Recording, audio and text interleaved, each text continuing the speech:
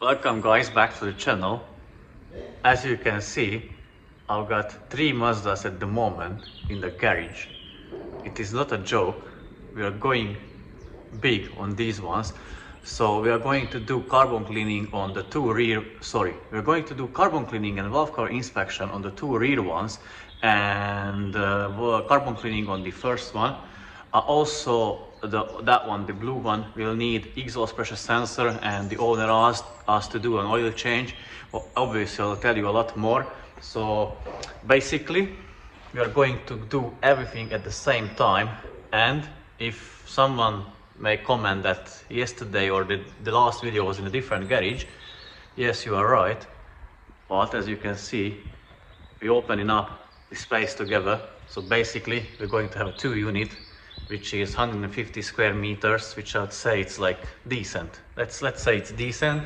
So without further ado, let us remove the parts and then show you what each of them, so you can compare them, for example, how they look like, so you can see as well. So we are going to remove all the parts for the carbon cleaning first, and then we are going to remove the parts for the valve cover inspection as well. And yeah, I'm not going to record the process of the removal. I'm planning to do a very detailed video and like an interesting one, which I haven't done before, about the carbon cleaning of the whole process. So that you can use as tutorial how to do it at home if you want to ever take on this job. But yeah, a lot of times like, people ask me how long it takes. If everything goes okay and we've got the things prepared, we pre-cleaned, because we already bought a bunch of parts, we cleaned them beforehand, so basically we use them. So if everything goes okay, one car, it takes around 6 hours, and that meaning you got the proper tools. If not, I would say count at least like 2-3 days for you. Yeah, but without further ado, let us get rolling, and show you like few clips in between during the process. Okay guys, so now we are prepared. We prepared the bench for us, bonnets open, cars raised. We're going to drain the coolant on all 3. Dan's going to be working on the white one, I'm going to be working on that black one, and then we'll see who's going to do the blue one. So yeah, let us start, and I'll show you how the things look like after the removal, so all the parts. So the one I'm working on, going to have the carbon cleaning and the valve cover inspection, because as you can see, there is wet around the injector area. So I recommend it to remove the valve cover to see if there is oil sludge or carbon buildup underneath it. And also here, from that silicone, this is the original silicone from factory. You can see that the valve cover has never been removed. So I definitely recommend to get the injector washers changed. It has old exhaust pressure sensor, which is already drawing codes for it, so that will be replaced as well. And other than that, this air duct hose was loose here, and I can see also that it was some kind of job done or something. I don't know what exactly, but that clamp, you can't really see it from here, but the clamp on the rubber hose is facing towards me, so that means that was twisted around. This one came for carbon cleaning only, but having the P0101 fault code. Also, we'll suggest the owner later to remove the valve cover, because this hasn't been removed as well, or neither. And so I recommend it to remove it and check the condition, because it is a 2015 model, and P0101 can be caused also by the carbon buildup, vacuum pump, worn camshaft, so on and so forth. So I recommend the owner to get that one done as well. And let's see the one Dan is working on. So it came for carbon cleaning as well, and also valve cover inspection. As you can see, it is wet around the injector area, but this one was removed because it doesn't have that silicone sealant sticking out from the factory. And as you can see, Dan is way around, like ahead of me. He already removed a bunch of stuff, the battery tray, intake box, and yeah, I'll update you later if I'll notice anything else on these cars. So Dan just told me that he noticed that on the white Mazda the injector holding bracket is broken or cracked. It's, if you can see, yeah, there. And let me tell you why is that. This one, it doesn't break just on its own, obviously. So this valve cover has been removed, as you can see, because the silicone sealant is not sticking out. Let me show you on the other one. So on this one, that is the original silicone sealant from the factory, from Mazda. So this one has already been removed. And what was the issue? What the issue is, you see them two injector nuts or holding nuts.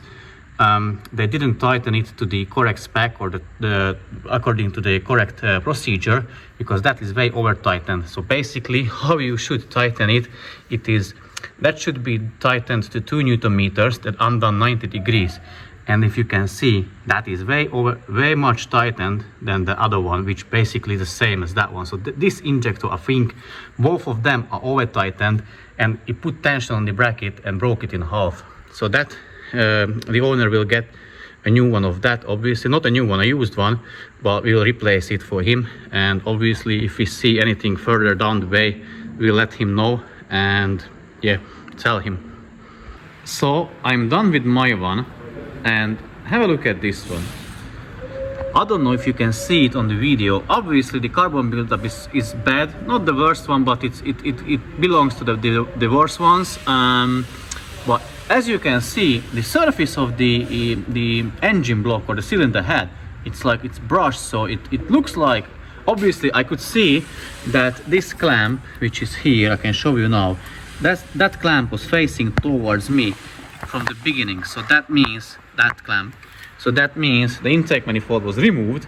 And I know from the owner, the car has 70,000 miles on the clock at the moment, and the owner told me that they own it since 36,000 miles, and I think during his ownership the carbon cleaning wasn't done yet, so it must have been done before, or I don't know, maybe some else, other jobs, because I don't think that it can be this bad in such a low period of time. But again, I can't tell, I'm not an engine, so I don't know what's happening in there.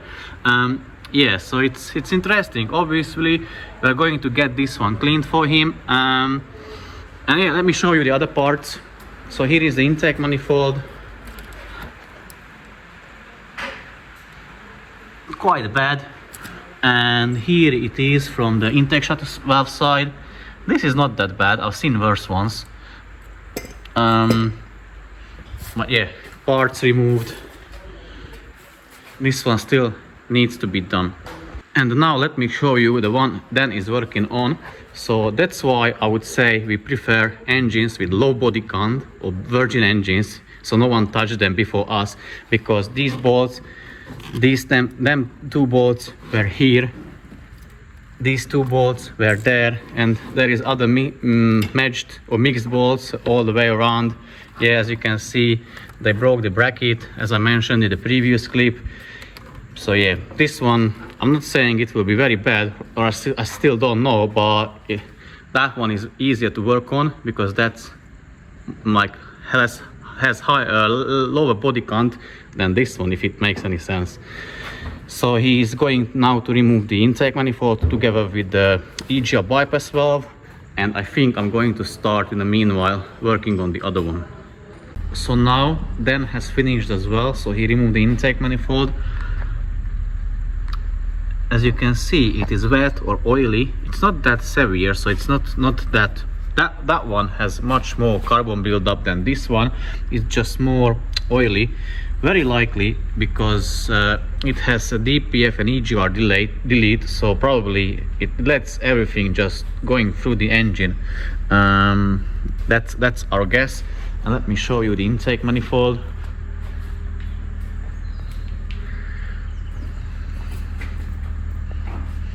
Yeah, it's not that bad as the other one, but that is dry and this is wet, and in my opinion the dry is always better than the wet. Well, the third Mazda, the parts are removed as well. here it is. I think this one has 90,000 on the clock or something like that. I'm not 100% sure. So yeah, that is the least carbon build up, but it's looking the worst because of it was touched before, and they I don't want to say they didn't do a best job, but they didn't. As you can see, this one is dry, so the carbon buildup is dry, which is a good thing. Always it is better when it is dry. And here is the other one. You can compare. I think this is the worst one, second worst, and the best one, but it's full of oil. Let me show you once again. Yeah, but we will see how they turn out. So basically that one and this one are going to get the valve cover inspection, so valve cover will be removed, this one, that one, and I will suggest to this owner as well to do the same, because if you can see, the injector area is wet and the valve cover has never been removed because it still has the original sealant. But now let us have a lunch and then carry on with the carbon cleaning. Okay, so on this one, 3 cylinders or 6 ports are done. As you can see, still need to touch up a little bit the surfaces, and there are still some left there, so I'm going to touch them up and then carry on with these ones, and this one can go back together quite soon.